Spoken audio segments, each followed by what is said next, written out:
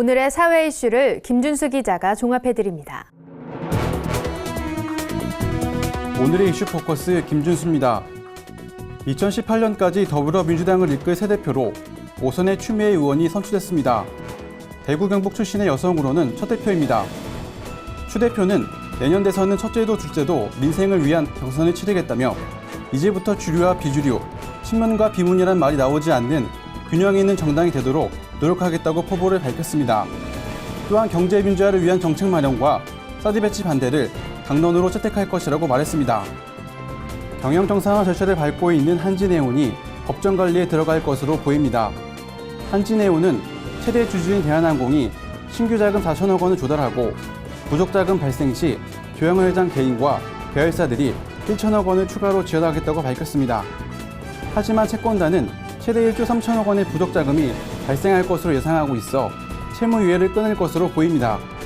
정부는 해양수산부를 중심으로 물류 혼란을 막기 위한 대책을 고심 중입니다. 한국이 각종 양성평등 지수에서 최하위 수준을 기록했습니다. 대표적인 양성평등 지표인 세계경제포럼 젠더 격차 지수에서 한국은 전체 145개국 중 115위에 그쳤습니다. 또한 이코노미스트가 세계 여성의 날을 맞아 발표한 유리천장 지수에서도 한국은 25점으로 OECD 국가 가운데 최하위에 기록됐습니다.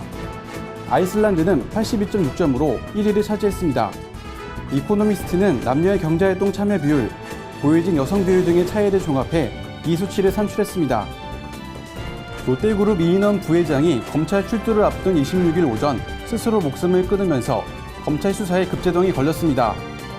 검찰은 지난 6월부터 롯데그룹의 비자금 조성 여부와 규모를 파헤치기 위해 정책본부와 주요 계열사에 대한 대대적인 압수수색을 벌였습니다.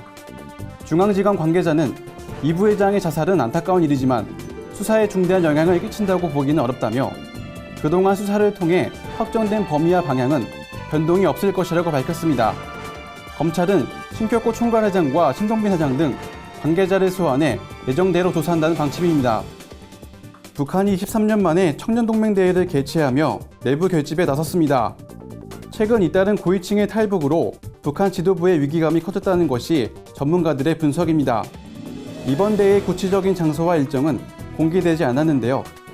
북한은 26일 대회 개막의 즈음에 잠수함 발사 탄도미사일을 쏘아 올리는 등 선전 효과를 최대화하려는 움직임도 보였습니다.